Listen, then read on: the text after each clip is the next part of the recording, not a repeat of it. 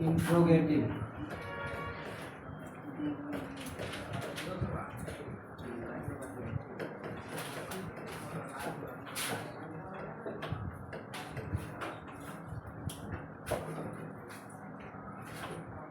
आज में S last में करने लगे।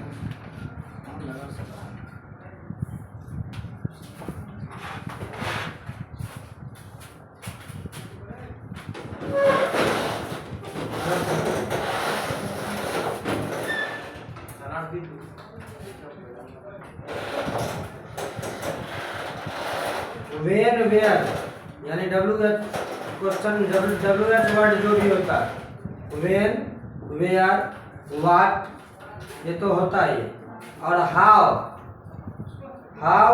हाउ मच हाउ लॉन्ग, ठीक है।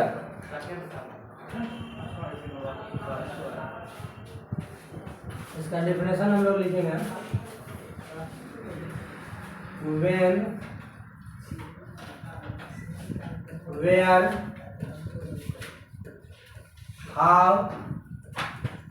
How long why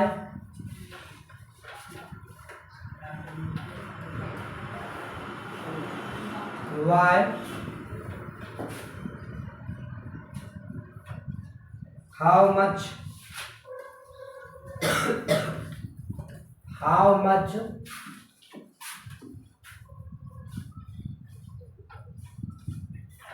how often how many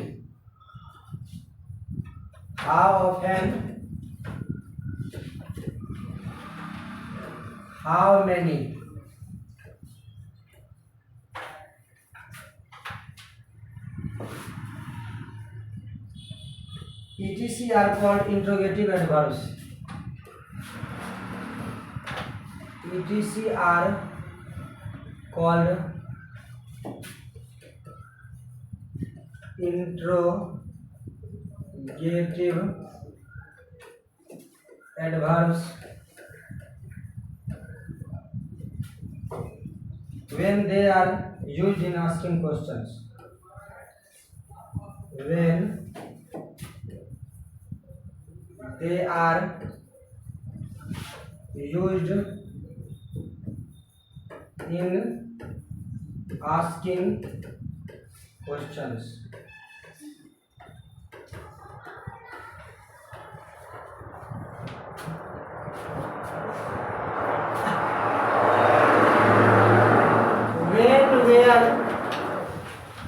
When, where, how long, why, how much, how often, how many, ठीक है, how many etc are called interrogative adverbs. ध्यान दीजिए, etc are called interrogative adverbs when they are used in asking questions. यानी कि अब देखेंगे हम इसमें जो वर्ड है, जैसे कि वेन हुआ, वेयर हुआ, हाउ हुआ, how long, why, how much, how often, how many, ये सब क्या होता है इत्यादि, ये सब इंट्रोगेटिव एडवर्ब्स कहे जाते हैं जब इनका उपयोग क्या किसमें होता है, प्रश्न पूछने में किया जाता है।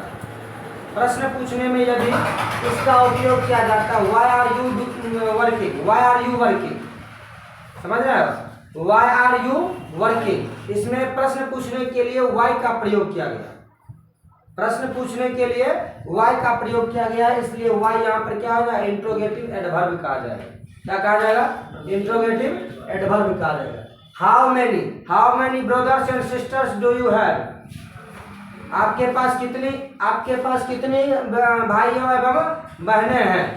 इसमें क्या है, इसमें हाउ मेनी का उपयोग किया गया किस लिए, प्रश्न पूछने के लिए, प्रश्न पूछने के लिए, हैं, समझ में आ रहा है। ये सब एक तरह से इंट्रोगेटिव वर्ड ही है। इसको जब भी हम प्रयोग करते हैं तो कभी कभी ऐसा होता है जो दूसरा अर्थ बताता है, लेकिन इसको अधिकांश हम लोग क्या करते हैं, इसको इंट्रोगेटिव सेंटेंस में ही यूज करते हैं अधिकांश। वैसे तो होता है जोड़ने का भी काम करता है, जोड़ने का भी काम करता है। मैं बताया था the boy who is standing, who is running, ऐसे भी इसमें जोड़ने का भी काम करता है। लेकिन जब इस सब का प्रयोग किसी प्रश्न पूछने में किया जाता है तब हम इसको क्या कहेंगे? एडवर्ब कहेंगे। और खास करके जब कोई क्रिया हो, जब उसमें कोई क्रिया हो रही है या फिर कोई विशेषण है या फिर कोई दूसरा एडवर्ब, ठीक है। तो अभी जैसे हमने कहा कि वेन मतलब क्या होता है? कब। वेन मतलब कब। जब इंट्रोगेटिव है तो वेन मतलब कब, और से वेन मीन्स भी जब भी होता है, जब वही का अर्थ के अनुसार। तब वेन मीन्स होता है कब। वेन आर यू स्लीपिंग, तुम कब सो रहे हो। वेन आर यू गोइंग, तुम कब जा रहे हो। यहाँ पर जो वेन आ जाएगा क्योंकि क्वेश्चन कर रहा है, प्रश्न पूछने का काम कर रहा है। और प्रश्न पूछने का काम मतलब वर्ब के हिसाब से कर रहा है ना, वर्ब के हिसाब से तुम कहाँ जा रहे हो। तब यहाँ पर जो वर्ब वेन आ जाएगा इसको हम क्या कहेंगे? इंट्रोगेटिव एडवर्ब कहेंगे। क्या कहेंगे? Interrogative adverb. वेयर मीन्स होता है कहाँ। वेयर आर यू गोइंग, तुम कहाँ जा रहे हो। वेयर आर यू गोइंग, तुम कहाँ जा। वेयर मीन्स क्या हुआ? वेयर मीन्स कहाँ। वेयर मीन्स कहाँ। हाउ मीन्स क्या होता है? कैसे। हाउ मेनी मीन्स कितना होगा? कितना। हाउ मेनी मीन्स कितना। हाउ मेनी मीन्स कितना। व्हाई मीन्स क्यों। व्हाई मीन्स क्यों। हाउ मच कितना। अब देखिए मेनी और मच किस में लगता है? दोनों का मीनिंग होता है same. How many, how many और हाउ मच दोनों का सेम मीनिंग होता है। लेकिन अब मच का प्रयोग कहाँ किया जाता है, मेनी का प्रयोग कहाँ किया जाता है, इसको समझिए। तो मच का प्रयोग जो होता है, मच लगता है कौन सी में? Uncountable noun. समझ रहे हैं? मच का प्रयोग अनकाउंटेबल नाउन में और मेनी का प्रयोग काउंटेबल नाउन में किया जाता है। मेनी का प्रयोग कहाँ करते हैं? अब जहाँ ब्रोदर्स की बात करें तो वहां पर क्या लगाएंगे? मेनी। जहां पर दूध की बात होगी वहां क्या लगाएंगे? मच। हाउ मच दोनों का मीनिंग होता है कितना। तुम कितना दूध पीते हो, हैं? तुम कितना दूध पीते हो, इसका क्या होगा बताइए? How much you drink. How much do you drink milk. How much do you drink milk, इसमें हो गया हाउ मच। अब वही कहेंगे कि तुम कितना आम खाते हो। How many do you it mango. It a mango, समझ रहे हैं? It a mango. यानी इसमें जब काउंटेबल नाउन का बोध होता है और तब उसमें कितना रहेगा तो हम क्या लगाएंगे? हाउ मेनी लगाएंगे। क्या लगाएंगे? How many. और जब अनकाउंटेबल नाउन रहेगा, अभी एग्जांपल पे समझा कि नहीं समझा? जब अनकाउंटेबल नाउन रहेगा तब उसमें यदि कितना का अति आ गया, वर्ड आ गया, कितना का इंग्लिश देने आया, तब उसमें हाउ मच लगेगा। हाउ मच और हाउ मेनी दोनों एक ही है, लेकिन दोनों का यूज अलग अलग। समझ में आ रहा है? अब बताइए अगर चावल का रहेगा, चावल में क्या लगेगा? हाउ मच लगाएंगे कि हाउ मेनी लगाएंगे? हाउ मच लगाएंगे। कितना चावल था? How much rice. How much rice. अगर वहीं पर ये ऑरेंज रहेगा तब, नारंगी रहेगा तो मेनी, क्योंकि ऑरेंज को हम गिनती कर सकते हैं। बात समझ गया? अब देखिए हाउ ऑफेन। हाउ ऑफेन मतलब क्या हुआ? हाउ ऑफेन और टी जो लगा हुआ है, टी प्राय कैसे। प्राय कैसे टी इसमें और साइलेंट रहता है, हाउ ऑफेन पर आ जाता है। इसको क्या पढ़ेंगे? How often. तो हाउ ऑफेन जो पढ़ेंगे तो हाउ ऑफेन कहाँ प्रयोग होगा? प्राय कैसे या कम प्राय कैसे होता है, यानी कि हो जाता है लेकिन कैसे होता है। वह कम होता है, प्राय हो जाता है, लेकिन कैसे? जब प्राय का बोध होता है तब उसमें हम हाउ ऑफेन का प्रयोग करेंगे। समझ गए? इस सब का इंट्रोगेटिव, इस सब को इंट्रोगेटिव एडवर्ब कहते हैं जब इसका संबंध किससे होगा?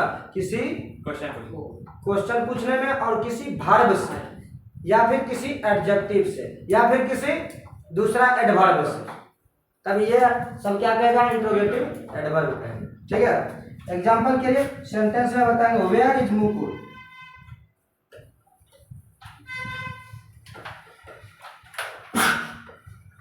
ये भी देखिए क्वेश्चन पूछ रहा है वेयर इज मुकुल। मुकुल कहाँ है? वेयर इज मुकुल, मुकुल कहाँ है? तो इसमें हम क्या करेंगे, कौन सा होगा? एडजेक्ट इसमें इंट्रोगेटिव एडवर्ब कौन है? एडवर्ब सर इसमें वो है इंट्रोगेटिव एडवर्ब सर कहाँ? मुकुल नाउन है हाँ, लेकिन मुकुल कहाँ है ये पूछ रहा है। मुकुल कहाँ है? तो क्वेश्चन वेयर का प्रयोग जो है क्वेश्चन करने में हो रहा है, क्वेश्चन करने में। इसको हम इंट्रोगेटिव सर्वनाम प्रोनाउन भी कह सकते हैं, इंट्रोगेटिव प्रोनाउन भी कह सकते हैं, लेकिन इंट्रोगेटिव एडवर्ब भी इसको कह सकते हैं। लेकिन सर जब इसमें वर्ब नहीं है हाँ? इज हेल्पिंग वर्ब इसमें वर्ब इज नहीं हुआ, इज द हेल्पिंग वर्ब हुआ हाँ इज हुआ, लेकिन यहाँ पर मेन वर्ब यहाँ पर कोई तो दूसरा वर्ब है नहीं, मेन वर्ब तो इज क्या हो जाएगा? मेन वर्ब हुआ। तो मेन वर्ब की जो विशेषता बतलाती है उसको क्या कहते हैं?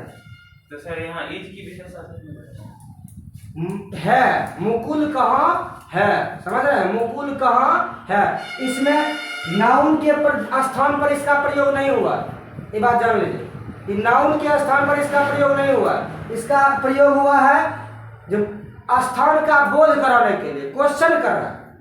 नाउन के स्थान पर यदि प्रयोग होता है वेयर का, तब उसको हम इंट्रोगेटिव प्रोनाउन कहते हैं। समझ रहे हैं ना? अगर यहाँ पूछ रहा मुकुल कहाँ है, मीनिंग थोड़ा समझिए। मुकुल कहाँ है यानी क्या? स्थान पूछ रहा है, मुकुल के बारे में पूछ रहा है, ये मुकुल कहाँ है। तो मुकुल की विशेषता नहीं बतला रही, यहाँ पर उसके सिचुएशन, उसकी स्थिति बता रही, इसलिए वेयर यहाँ पर क्या हो जाएगा? इंट्रोगेटिव एडवर्ब हो जाएगा, interrogative adverb. When will you go, अगला रहेगा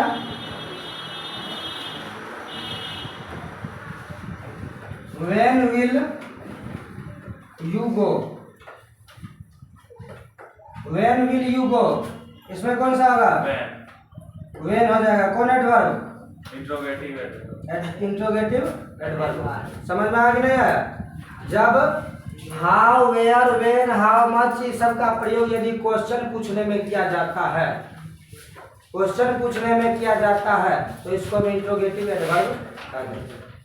समझ गए? इसको लिख लीजिए। When, where, how, how long, why, how much, how long का मतलब सर हाउ कितना लंबा, how long, how often, how many, etc are called interrogative adverbs when they are used in asking questions, when they are used in asking questions। जब इसका उपयोग पढ़ने आया कि नहीं आया? पढ़ने को रीडिंग टाइम को दिक्कत हो? when, where, how long, why, how much, how often, how many, etc are called interrogative adverbs when they are used in asking questions। जब इसका उपयोग क्वेश्चन करने में किया जाता है तो ये इंट्रोगेटिव एडवर्ब कहलाता है। एग्जाम्पल के लिए वेयर इज मुकुल, मुकुल कहाँ है, तो वेयर हो जाएगा इसमें इंट्रोगेटिव एडवर्ब।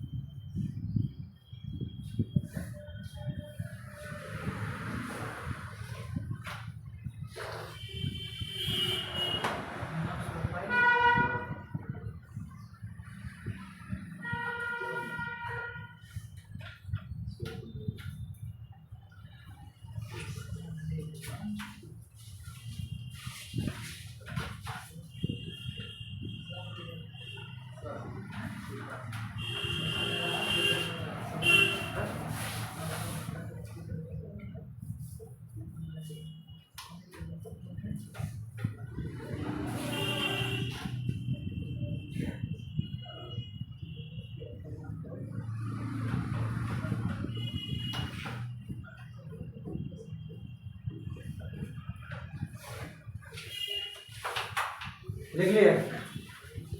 अब हम लोग पढ़ेंगे सर ये इंट्रोगेटिव एडजेक्टिव नहीं हो सकता है व्हेन विल यू मतलब where is Mukul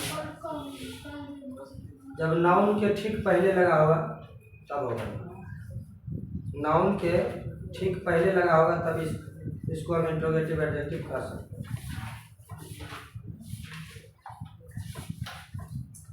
adverbs of negation and adverbs of affirmation के बारे में अभी पढ़े। स्वीकारात्मक और नकारात्मक क्रिया विशेषण। स्वीकारात्मक से पता चल रहा है कि स्वीकार करने का बोध होगा, और नकारात्मक से पता चल रहा है कि नहीं का बोध होगा। यही ना, नकारात्मक हुआ कि कब होगा, मतलब जैसे कि वो कहा काम करने नहीं करें, काम करने के लिए कहेगा और उसको इनकार कर देंगे, नहीं करेंगे, तब हुआ नकारात्मक हुआ। मैं काम करता हूँ, मैं काम नहीं करता हूँ, मैं काम करता हूँ हो गया अफर्मेटिव, और फिर जो मैं काम नहीं करता हूँ ये हो गया निगेटिव। क्या हो जाता है, निगेटिव। एफर्मेशन और नेगेशन यही होता है। अभी हम यही पढ़ेंगे, advance of negation and affirmation.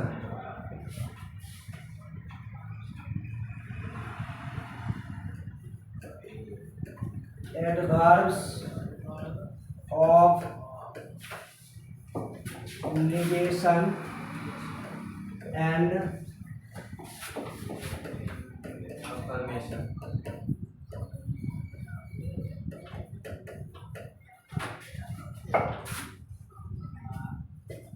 ठीक है, अभी सही ठीक है।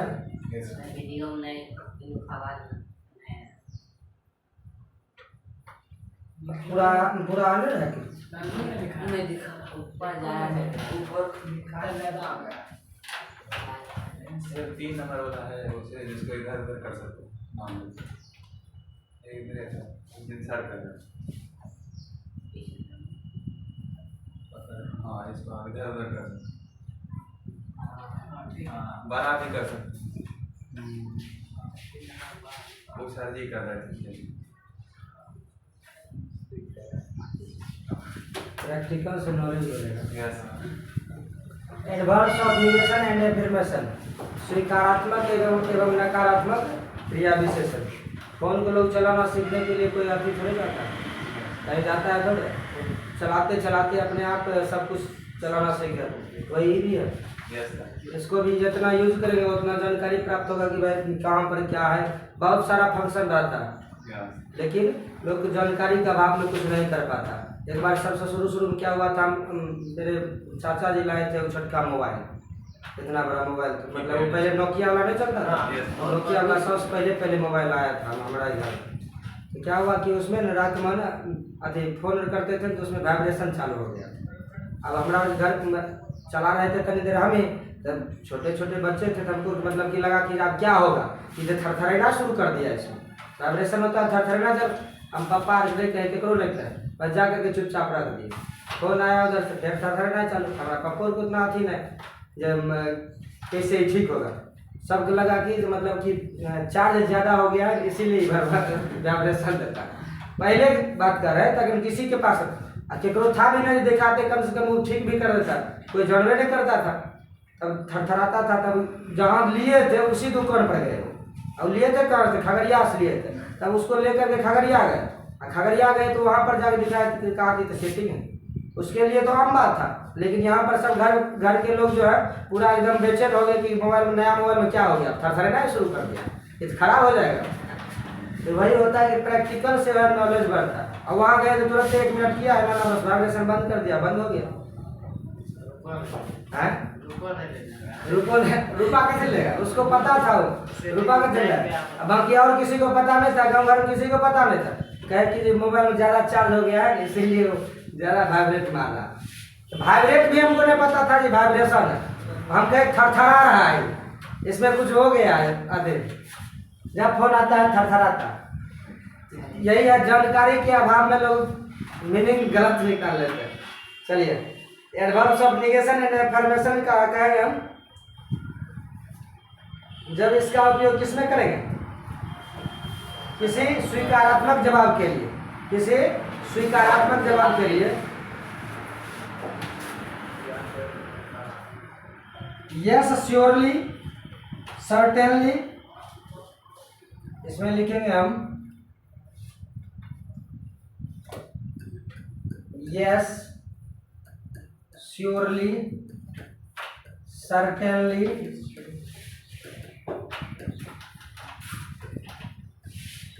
etc are called affirmation, adverbs of affirmation, adverbs of affirmation. Yes, surely, certainly, etc are called adverbs of affirmation. यानी कि इसका जब वाक्य में इस प्रकार का रहेगा और स्वीकारात्मक, स्वीकार करने के लिए, जब इसका प्रयोग स्वीकार करने के लिए किया जाएगा तब यस, श्योरली और सर्टेनली क्या कहेंगे, एडवर्ब्स ऑफ एफर्मेशन कहेंगे। और निगेशन में क्या होता है कि नोट, नकारात्मक, उसमें नकार देंगे, हम नहीं करेंगे ये काम, उसमें नकार देंगे, तब क्या हो जाएगा, वो निगेशन हो जाता है। क्या हो जाएगा, निगेशन। जैसे कि एग्जांपल के लिए नोट, नो, नेवर। अगला स्टाइल इसी में लिखेंगे no, not, time, never the time, never, एक minute, never, etc are called adverbs, adverbs of negation. देखिए टाइम कहाँ होगा, कभी नहीं, जैसे कहेंगे अगर मान लेते हैं कि जब तुम्हें यह काम करना पड़ेगा, कभी नहीं करें, कभी नहीं करें, इसमें क्या लगा, तुरंत जवाब दे देता है कि कभी नहीं करें, उस काम के बारे में कह रहा है कि कभी नहीं करें, ठीक है। जब टाइम का बोध होगा, जब कोई समय, कोई चीज समय का बोध कराएगा, उसमें अगर कभी नहीं कहा होगा तो वो एडवर्ब्स ऑफ टाइम हो जाएगा। बात समझ रहे हैं। यहाँ पर कह रहा है कि जैसे तुमको कहेंगे कि तुमको ये याद करना पड़ेगा, तुम कहेगा कभी नहीं करेंगे, तुमको अगर जबरदस्ती कर रहा है तो कहेगा कभी नहीं करेंगे, तो कभी नहीं करेंगे तो क्या हो जाएगा, यहाँ पर तब हो जाएगी एडवर्ब्स ऑफ निगेशन, डायरेक्ट नकार दिया तुम ये कभी नहीं करें। बात समझ रहे हैं। तब यहाँ पर क्या हो जाएगी, adverbs of negation. Not, never, ये सब का प्रयोग एडवर्ब्स ऑफ निगेशन के लिए किया जाता है, एडवर्ब्स ऑफ निगेशन इसको करें, ठीक है। जैसे एग्जांपल के लिए हम सेंटेंस में देकर समझाते हैं। एग्जांपल में I do not know him, I do not know him, मैं उसे नहीं जानता।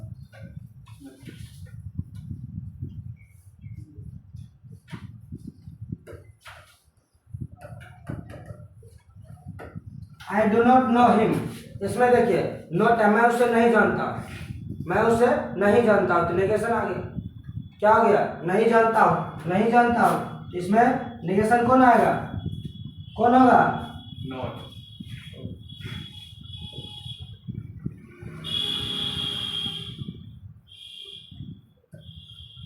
नॉट हो गया कौन चीज, एडवर्ब्स ऑफ निगेशन। और surely you are wrong, surely you are wrong, wrong भी केवल नकारात्मक, गलत।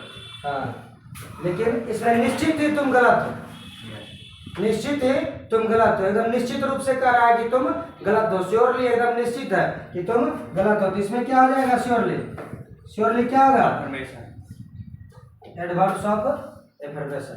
बात समझ में आ गया।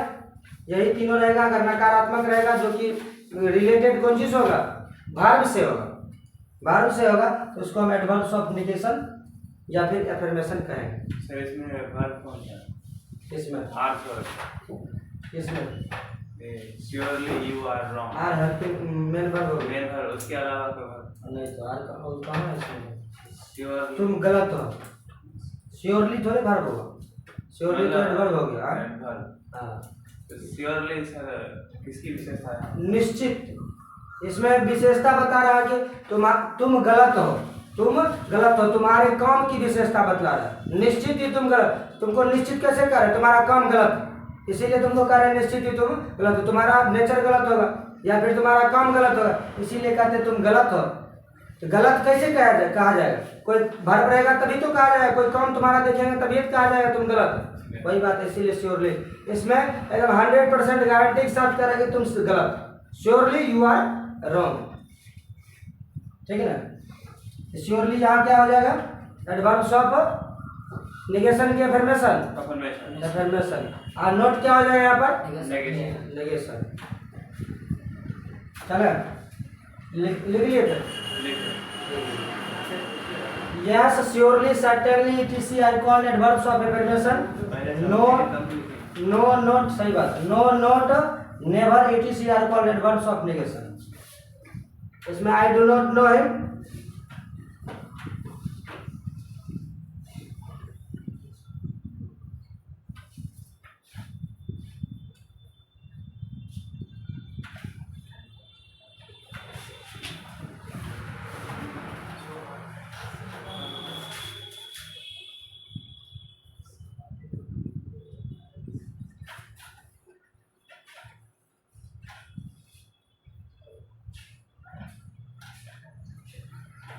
अब होगा adverbs of reason.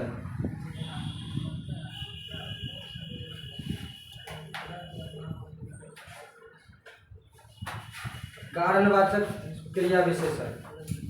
Adverbs of reason ये ना था, कारणवाचक क्रिया विशेषण।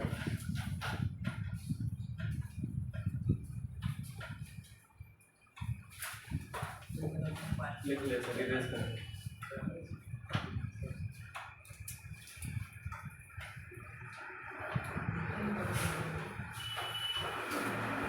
Adverbs of reason.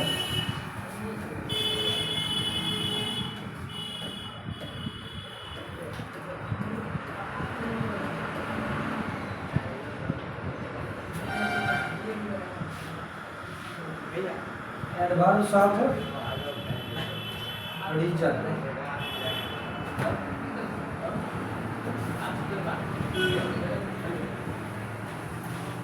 Therefore, hence, thus, so.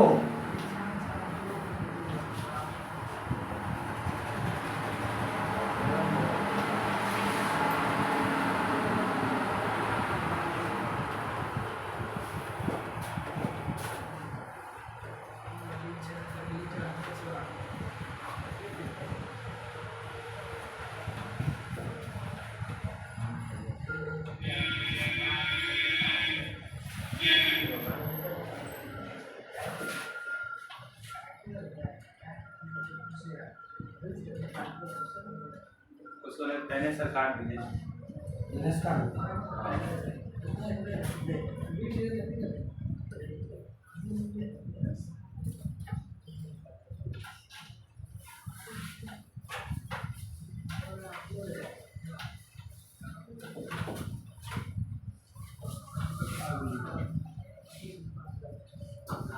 एक साथ में लिखा हुआ, एक साथ लिखा हुआ ऐसे नहीं लिखा था।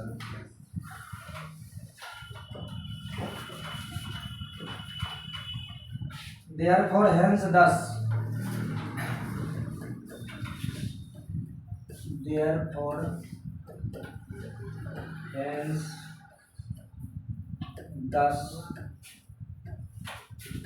so, etc. are called adverbs of reason. Therefore, hence, thus, so, etc. are called adverbs of reason. यानी कारणवाचक इसको कहेंगे जब वाक्य में कोई अगर कार्य हो रहा है और उसके लिए इसीलिए अगर लगा हुआ है, therefore इस प्रकार लगा हुआ है, hence ऐसे, hence thus इस प्रकार, so मतलब इसलिए, so मतलब इसलिए। जैसे एग्जाम्पल के लिए हम समझेंगे,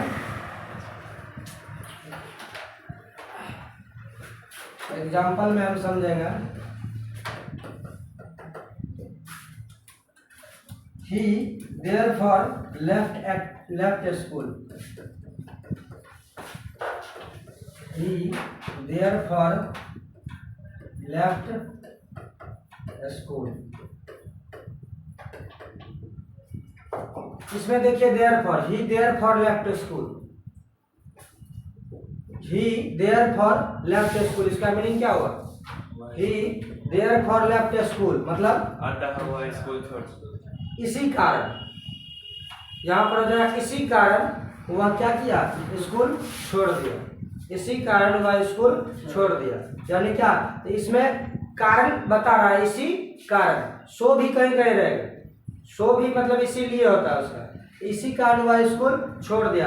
इस प्रकार वह स्कूल छोड़ दिया, ऐसे भी इसको क्या कह सकते हैं, लेकिन कारण क्या है उसके अनुसार। जैसे कि अब सो भी कह सकते हैं, इसमें सो भी कह सकते हैं इसीलिए, लेकिन यहाँ क्या है कि वह इस प्रकार, वह कोई कारण होगा, इसी प्रकार वह स्कूल छोड़ दिया।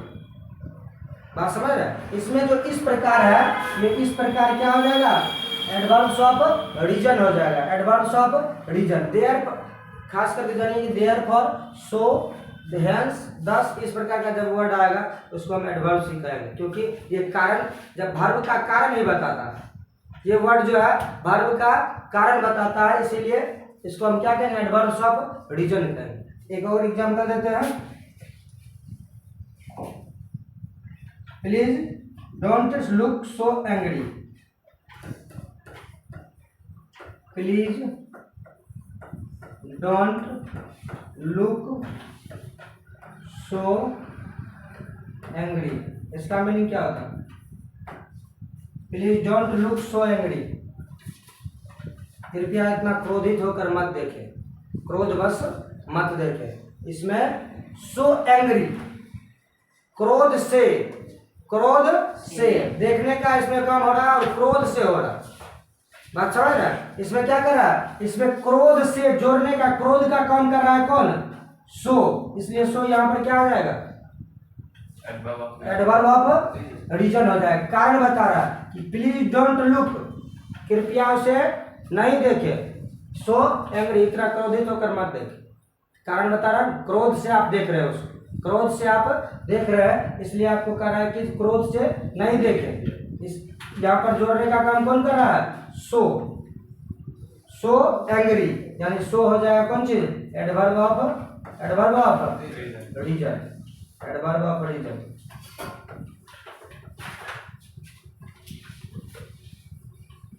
Hence he is unable to appear at the examination. Hence he is unable to appear at the examination. At the examination.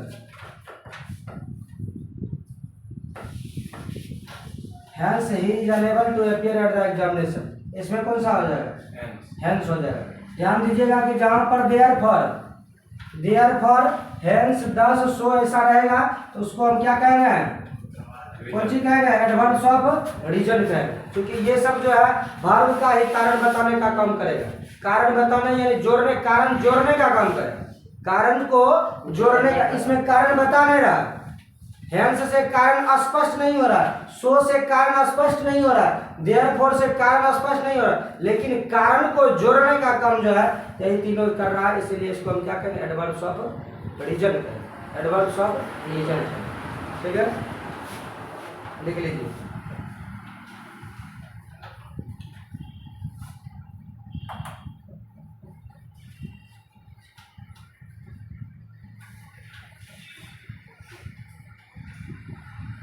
Therefore hence, 10, उसको 10 पढ़ते हैं, THUS ठूस नहीं पढ़ देना, 10 पढ़ते हैं उसको।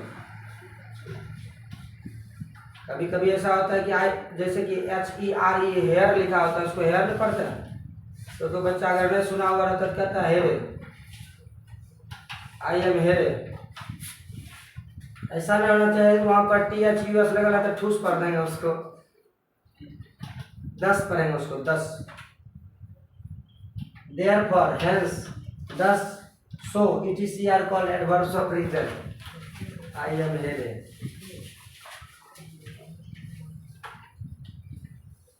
सर पहले सुनने को मिला था, मतलब एक बार रीडिंग दिलवा रहे थे, दूसरे बार कहा आई एम here.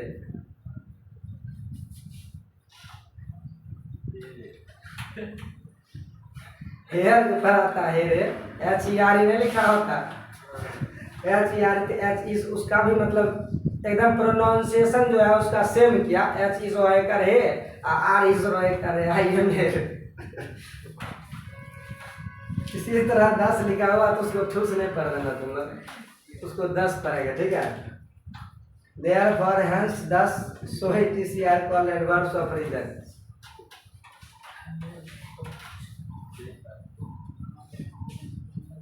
इसमें बीच बीच में चैप्टर नहीं दिया है, केवल पूरा 10 समझा करके उसके बाद चैप्टर दिया हुआ है।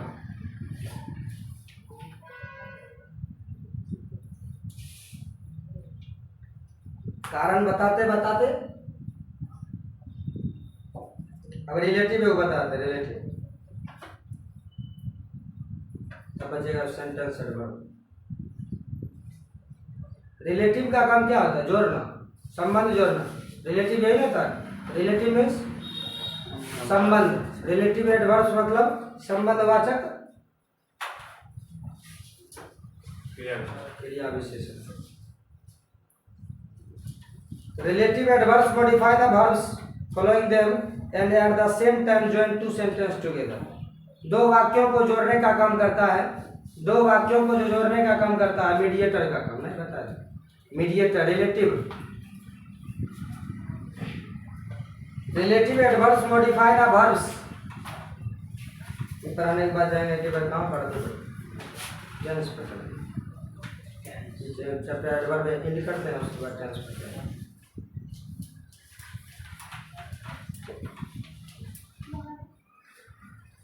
ठीक है बेटा इसको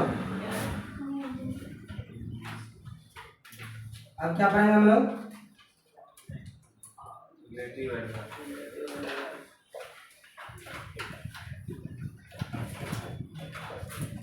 relative adverb.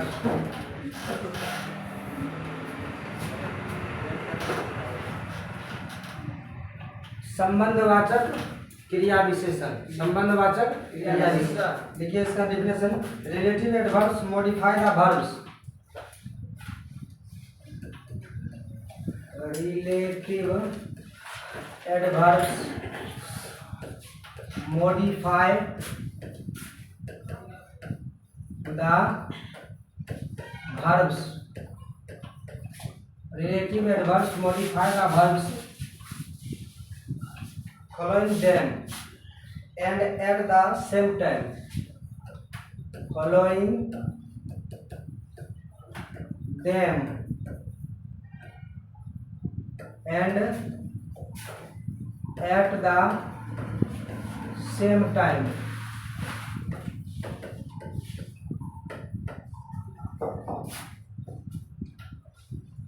Same time. Join two sentences together. Join two sentences together.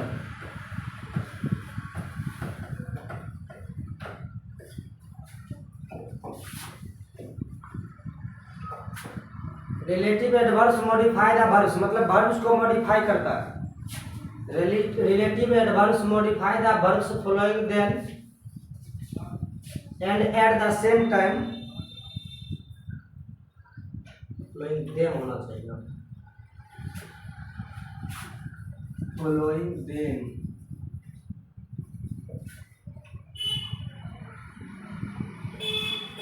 Following them and at the same time join two sentences together यानी कि दो वाक्यों को जोड़ता है। दो वाक्यों को जोड़ता है।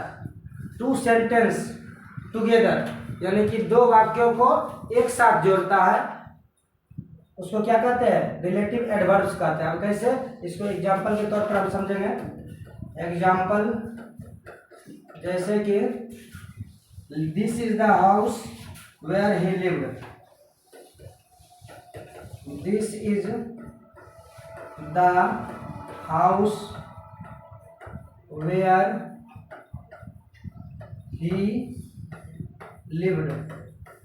ध्यान दीजिए इसमें। दिस इज द हाउस यह वही घर था यह वही घर है जहाँ वह रहता था। यह वही घर है जहाँ वह रहता था। अब देखो रहने का काम घर से कर रहा है। देखो अलग अलग वाक्य है ना। दिस इज द हाउस ये वो अलग वाक्य हुआ। ही लिव्ड अलग वाक्य हुआ। इसको जोड़ने का काम कौन कर रहा है? वेयर। अब कहोगे इसको रिलेटिव प्रोनाउन भी कर सकते हैं। रिलेटिव प्रोनाउन तब कहेंगे जब आगे कोई नाउन क्या कहते हैं रिलेटिव प्रोनाउन ने बताया था, रिलेटिव प्रोनाउन। इसमें जो है वर्ब को जोड़ने का काम कर रहा, रहने का काम घर से कर रहा, रहने का काम किससे कर रहा, घर से, यानी कि वर्ब को जोड़ने का काम कर रहा है। तो यहाँ पर जो वेयर हो जाएगा ये क्या हो जाएगा, रिलेटिव एडवर्ब हो जाएगा, रिलेटिव एडवर्ब। कारण कि रहने का काम घर से कर रहा, जहाँ वह रहता था, जहाँ वह रहता था, यहाँ पर वेयर जो हो जाएगा ये क्या हो जाएगा, रिलेटिव एडवर्ब होगा। ठीक है। Do you know how he will act,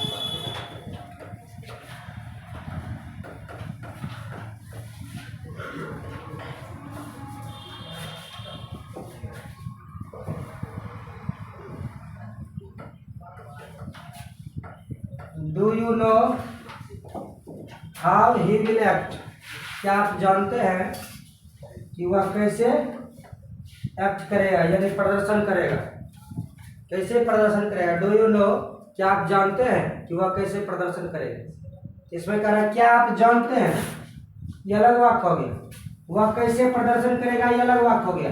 तो जानते हैं, सुनिए इधर, जानते हैं, यहाँ पर जान, इसका इस वाक्य का जो अति हो रहा है उसमें उधर प्रदर्शन का जानने से बोध हो रहा, रिलेशन जो बन रहा है किससे बन रहा, प्रदर्शन का जानने से बन रहा। क्या आप जानते हैं कि वह कैसे प्रदर्शन करेगा, वह कैसे प्रदर्शन करेगा। यहाँ जो हाव आया है यह क्या कर रहा है, किसका काम कर रहा है, कि जानने का, प्रदर्शन जानने से रिलेट कर रहा, प्रदर्शन जानने से रिलेट कर रहा है। इसलिए यहाँ पर ये क्या हो जाएगा, रिलेटिव एडवर्ब, रिलेटिव एडवर्ब। जब दो वाक्यों को जोड़ने में यदि ये हाउ वेयर जो भी है ये सब यदि वर्ब से रिलेट स्थापित करता है, एक वाक्य का दूसरे वर्ब से रिलेट स्थापित करता है, तब उसको हम कहते हैं रिलेटिव एडवर्ब कहते हैं। वही लिखा है कि relative adverbs modify the verbs following them and at the same time, उसी समय में कहता है। लेकिन क्या कर रहा है, ज्वाइन टू सेंटेंस टुगेदर, उसको दो वाक्यों को जोड़ने पर जो मॉडिफाई करके वर्ब उत्पन्न होता है उसको क्या कहते हैं, रिलेटिव एडवर्ब्स कहते हैं, रिलेटिव एडवर्ब्स। इसमें वेयर रिलेटिव एडवर्ब्स हो गया, हाउ रिलेटिव एडवर्ब्स। दोनों एग्जांपल लिख लीजिएगा। This is the house where he lived, इसमें वाई को सर्कल कर दीजिएगा। Do you know how he will act, इसमें हाउ रिलेटिव एडवर्ब्स हो जाता है। तो सेंटेंस एडवर्ब बचा है, दूसरे दिन होगा।